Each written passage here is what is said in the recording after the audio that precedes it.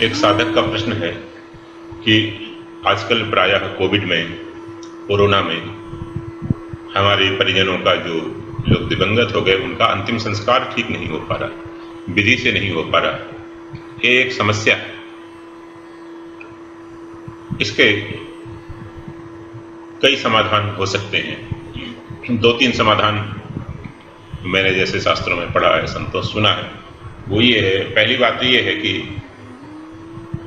जीते जी अपना संस्कार हम कर सकते हैं। ऐसी विधि हमारे सनातन धर्म में है कि जीते जी अपना संस्कार कर सकते हैं।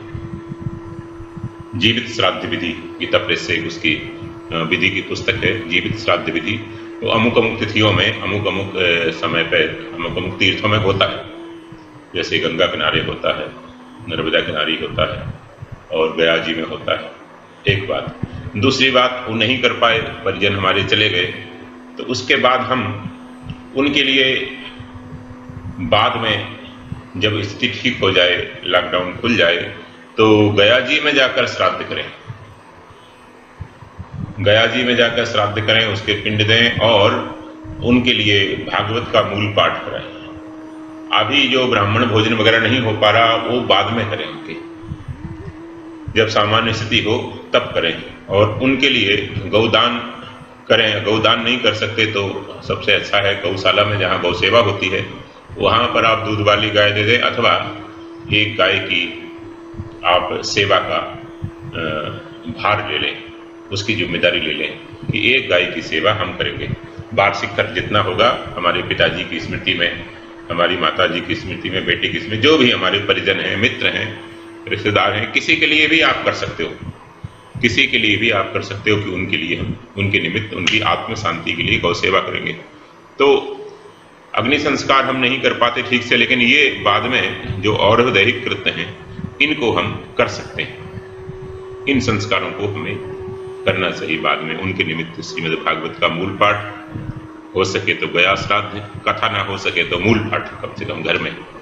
मूल पाठ में ज़्यादा खर्च नहीं आता, गरीब आदमी भी करा सकता है, लगभग 10-1 हज़ार रुपये में हो जाता है मूल पाठ। और भी कोई आपके अच्छे विद्वान हैं, कुल पुरोहित हैं, वो करें तो और भी कम में भी हो सकता है, क्योंकि उसमें कुछ पूजा होती है, हवन होता है, विधि होती है, इसलिए इतना तो आ जाता है। तो संक्षेप रूप से और भी हो सकता है, जहाँ कथाएं होती हैं, ऑलरेडी हो रही है कथा, कोई आयोजन हो रहा है आपके गाँव में किसी तीर्थ में, उसमें एक मूल पाठ आप अपनी तरफ से करा दें, तो उसमें कम में भी हो सकता है, 5-7 हज़ार में भी हो सकता है।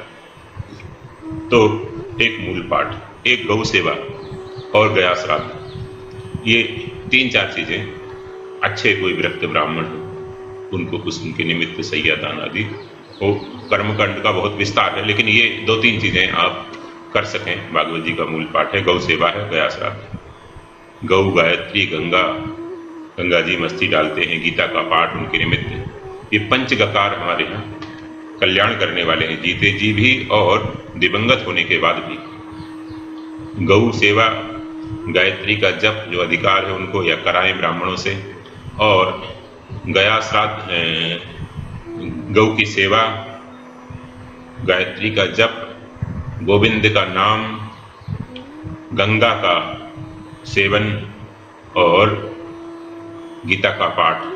गौ, गंगा, गीता, गायत्री और गोविंद का नाम, भगवान का नाम स्मरण के निमित्त करें। ये पंचगकार, अभी श्लोक मेरे को याद नहीं है, पंचगकार कल्याण करने वाले हैं हमारी भारतीय संस्कृति में, तो इनका हमें सेवन करना चाहिए।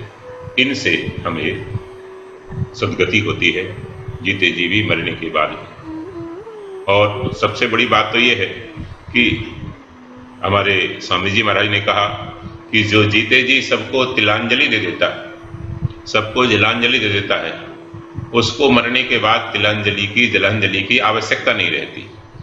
अर्थात जीते जी जो सबको सारी आसक्ति छोड़ दे, डिटैच हो जाए कि मेरा कुछ नहीं है, शरीर भी मेरा नहीं, ये जो धन है ये भी मेरा नहीं है, यहीं कमाया यहीं छोड़ के जा रहा हूँ, अब किसी को उसमें नॉमिनेट कर दे, किसी को सौंप दे वो, और अच्छे काम में लगा दे कुछ, जब तक स्वस्थ है तब तक, होश है जब तक, तो सबको तिलांजलि दे के जाता है। न धन में आसक्ति रह गई उसकी मरने के बाद, मरते मरते न बच्चों में आसक्ति रह गई, जीते जी, मरने के बाद नहीं, जीते जी।